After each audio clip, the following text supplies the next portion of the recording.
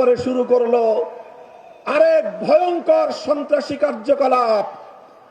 তারা ভীত সন্ত্রস্ত হয়ে তারা গণজাগরণে নিজেদের নিশ্চিত পরাজয় দেখতে পেয়ে ইতিহাসের ঘৃণ্যতম বর্বর এক পন্থা অবলম্বন শুরু করলো।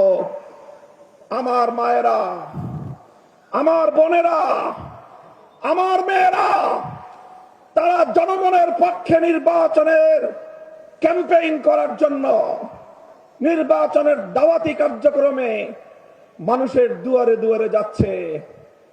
এখন তারা বীরু কাপুরুষের মতো আমাদের নারী সমাজের গায়ে হাত তুলবার মতো দুঃসাহসিকতা এবং ঘৃণ্য কাজ করছে তারা।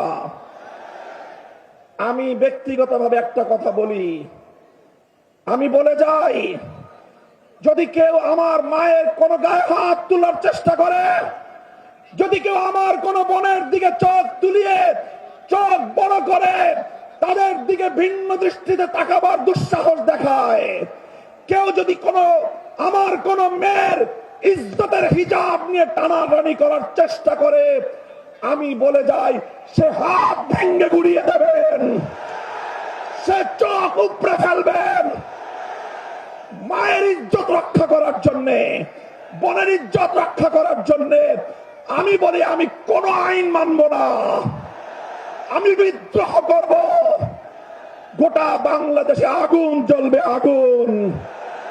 খবরদার, হুঁশিয়ার করে দেই, যদি নারী সমাজের গায়ে হাত তোলা হয়, তাদেরকে যদি অসম্মান করা হয়, যে আগুন জ্বলবে সে আগুন নিভানোর ক্ষমতা কারো হবে না।